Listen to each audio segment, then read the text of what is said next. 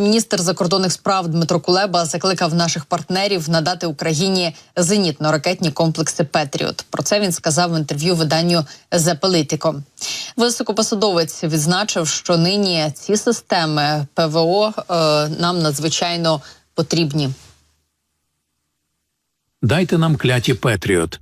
Якби у нас було достатньо систем протиповітряної оборони, а саме «Петріот», ми змогли б захистити не тільки життя наших людей, але й нашу економіку від руйнування.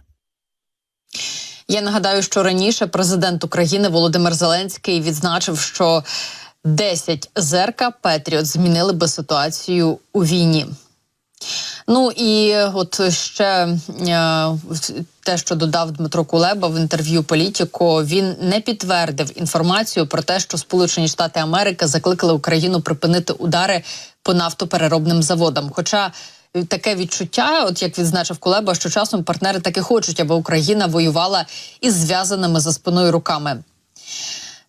Власне, посадовець відзначив, що часом от риторика наших партнерів, вона не відповідає їхнім діям, зокрема щодо постачання зброї. І це, як додав міністр, замкнене коло, бо ж зброя постачається невчасно або ж в недостатній кількості. Потім партнери говорять про те, що Україна відступає і знову ж таки запитують себе, чому вони повинні постачати для нашої країни зброю.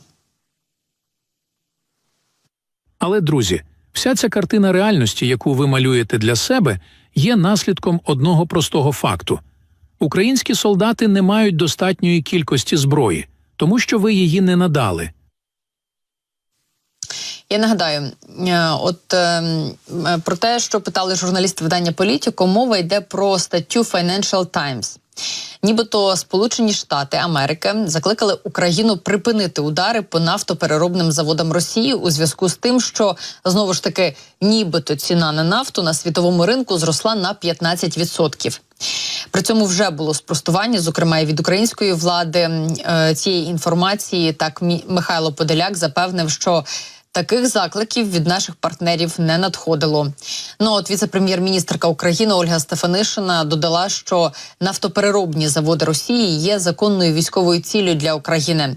Бо ж саме завдяки їм постачається паливо на війну з Україною, ба більше знищення об'єктів критичної та енергетичної інфраструктури відповідає стандартам НАТО щодо методів ведення війни. Ну і хороші новини сьогодні маємо від Міжнародного валютного фонду. Україна отримала $880 мільйонів від МВФ. Про це повідомив прем'єр-міністр України Денис Шмигаль. Він відзначив, що відповідні кошти можуть підтримати макрофінансову стабільність України та покрити важливі видатки.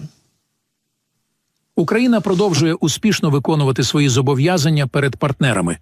Уже готуємося до наступного перегляду програми. Вдячні МВФ за підтримку та співпрацю. Я нагадаю, що 22 березня Рада директорів Міжнародного валютного фонду схвалила третій транш для України. Його сума оцінювалася в приблизно $880 мільйонів. Ці кошти наша країна мала отримати протягом найближчих 2-3 днів. Ну і от вже бачимо, що гроші таки надійшли на українські рахунки. Влада продовжує сильно працювати в рамках ЕФФ в складних умовах, відповідаючи всім, крім одного, кількісним критеріям ефективності на кінець грудня, всім структурним орієнтирам до кінця лютого та всім орієнтовним цілям. Розширену 4-річну програму фінансування Рада МВФ схвалила 31 березня. Згідно неї, наша країна має отримати загалом більше $15,5 мільярдів. Кошти мають профінансувати всі критично важливі видатки та зберегти макрофінансову стабільність України.